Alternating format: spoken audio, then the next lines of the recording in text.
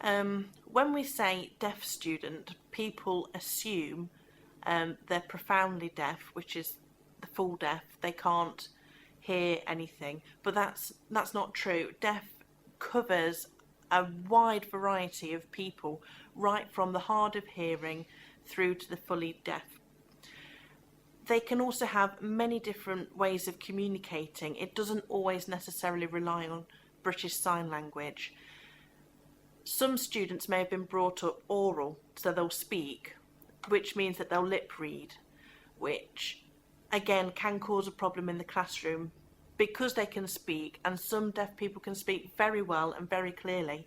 The teachers forget they've actually got a hearing difficulty, and they will treat them as any hearing peer within the classroom. And sometimes they don't need a communication support worker, they may need a note taker.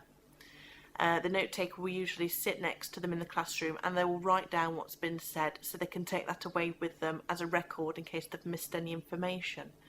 But the deaf person will actually be sitting there and lip reading the tutor.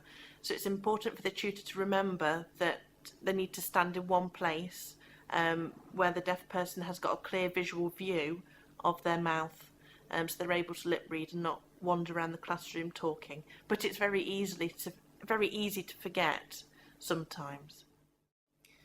My experiences of working in further education colleges supporting deaf students are that often in the initial stages of starting the course, the tutors can tend to be quite anxious about having a deaf student in the class.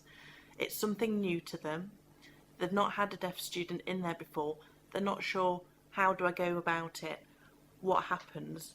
And when they often find out that they have a support worker in with them for communication needs, somebody like myself, it makes them panic, if you like, because they think that I'm there to spy on what they do, which is not the case at all. We're there for the student. And what's brilliant is as the course goes on, you build up a relationship with the tutor and the teaching team for the course. And it benefits them, it benefits myself, and it also benefits the student. One of the things that we do ask the tutors to do is to provide handouts before the lessons, maybe a month's worth of handouts in advance, just so we can have a read through. We know what's going to be expected of us in the class, and if those handouts do need adjusting slightly for the deaf person to understand them, then we've got time to do that. We also say the same if they're going to show a DVD or a video. We ask them to check if it's got subtitles and to remember to put the subtitles on if they are available.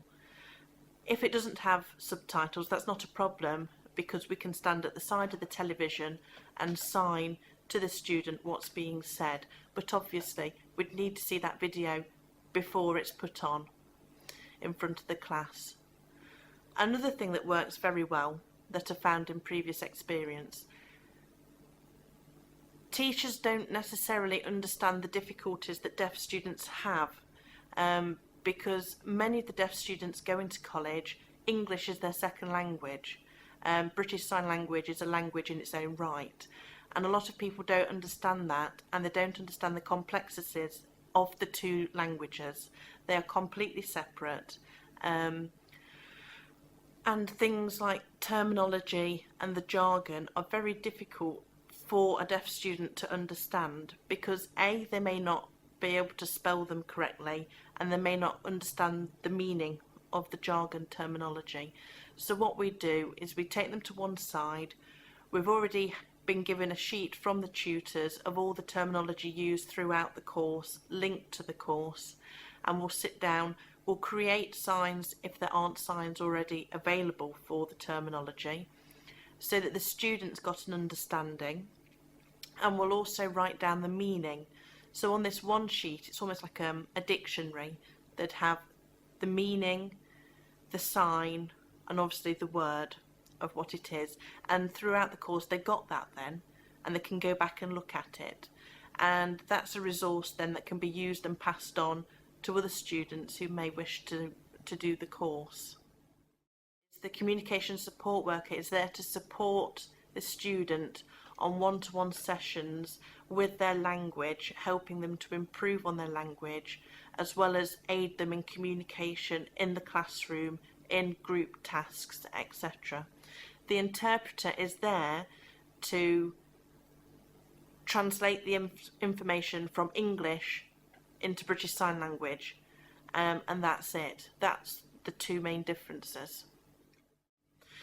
Communication support workers or interpreters working within education should really have the minimum qualification of Level 3 British Sign Language, along with Communication Support Worker Qualification 2.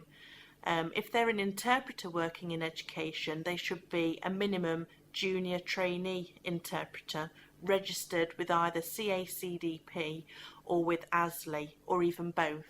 But that's the absolute minimum, because we need to stress to everybody the deaf person has exactly the same right to access the information as any hearing peer, so it is only therefore fair to provide them with an adequate level of sign language to make sure that that language is accurately translated.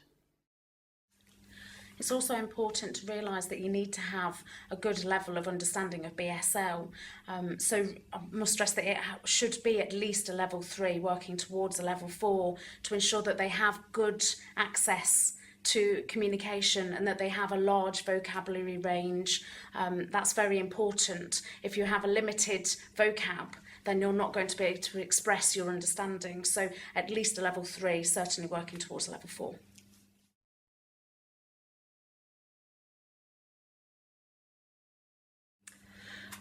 One of the most important things of all that's come from my experience of working with all learners is that there are certain things that tutors can do, subject tutors this is, to help the learners access their course.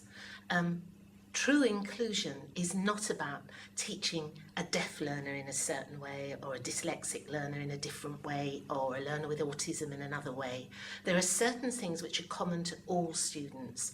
They all might need at some time handouts to be prepared in advance so that they can access what a particular lecture or class is going to be about. One of the things, another part of my role is working with subject tutors, advising them as to how to adapt their resources or the class environment or anything. And this is one of the things we say first and foremost is please, please get things out in advance. It need only be a very simple handout, sometimes just the key words that are going to come up in a particular lesson might be useful. Sometimes it'll help just to put them on the whiteboard, just so that the learner has got some focus, some overall awareness of what's coming up. And there I would assume that the CSW also can give a very quick explanation of what's going to be coming up. And everybody feels that much more comfortable. And again, that helps the whole inclusion, rather than the deaf learner having to stop the tutor maybe, and so I didn't quite catch that, or can you explain, which of course is going to make them feel awkward. That skill in itself, you know, of being able to stop and ask for help, it's not easy. Many of us find that difficult. Why a deaf learner should be any more able to do that than anyone else? There's no reason why they should, because as I'm sure has been said before, deaf learners first and foremost are individuals. Some of them will be more confident than others, some will be more outgoing, some will be more impatient. You know, there's any variety of complexity of their difficulty, but also their own temperament. And that's one of the things that I think subject tutors need so much to bear in mind working with any learners.